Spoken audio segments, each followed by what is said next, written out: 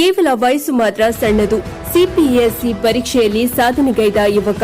ಅಷ್ಟಕ್ಕೂ ಯಾರಾತ ಅಂತೀರಾ? ಈ ಸ್ಪೆಷಲ್ ಸ್ಟೋರಿ ನೋಡಿ. ಇದು ಬಾಗಲಕೋಟೆ ಜಿಲ್ಲೆಯ ರಬಕವಿ ಬನಹಟ್ಟಿ ಸಾಸಲಹಟ್ಟಿ ಗ್ರಾಮದ ಪ್ರಕಾಶ ಹಾಗೂ ಅನಿತಾ ಕಾಪಶಿ ಎಂಬುವರ ಪುತ್ರನಾದ ವಿನೋದ ತನ್ನ ಚಿಕ್ಕ ವಯಸ್ಸಿನಲ್ಲಿ ಸಾಧನೆ ಮಾಡಿದ ಯುವಕ.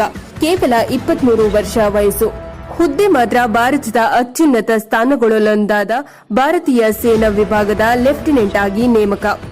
ಇದು ಬಾಗಲಕೋಟೆ ಜಿಲ್ಲೆಯಲ್ಲಿ ಕಳೆದ 5 ದಶಕಗಳಿಂದ ಯಾರೂ ಮಾಡದ ಸಾಧನೆ ಮಾಡುವಲ್ಲಿ ಈ ಗ್ರಾಮೀಣ ಯುವಕ ಯಶಸ್ಸು ಕಂಡಿದ್ದು ನಿಜಕ್ಕೂ ಶ್ಲಾಘನೀಯ.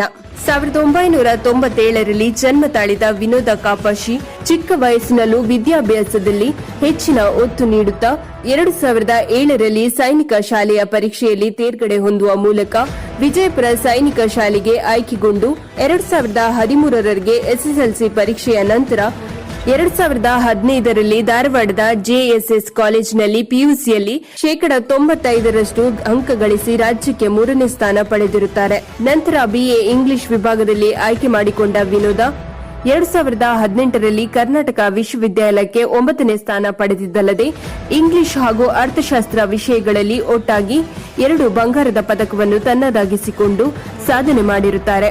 ಸಿಡಿಎಸ್ಇ ಪರೀಕ್ಷೆ ದೇಶದ ಅತ್ಯುನ್ನತ ಪರೀಕ್ಷೆಗಳಲ್ಲೊಂದಾದ ಭಾರತೀಯ ಸೇನಾ ವಿಭಾಗದ ಸಿಡಿಎಸ್ಇ ಪರೀಕ್ಷೆಯಲ್ಲಿ ತೇರ್ಗಡೆ ಹೊಂದುವ ಮೂಲಕ ನವೆಂಬರ್ 21ರಂದು ಭಾರತೀಯ ಸೇನೆ ಹೆಡ್ ಗೋರ್ಖಾ ರೆಜಿಮೆಂಟ್ ಲೆಫ್ಟಿನೆಂಟ್ ಆಗಿ ಆಯ್ಕೆಯಾಗಿರುತ್ತಾರೆ.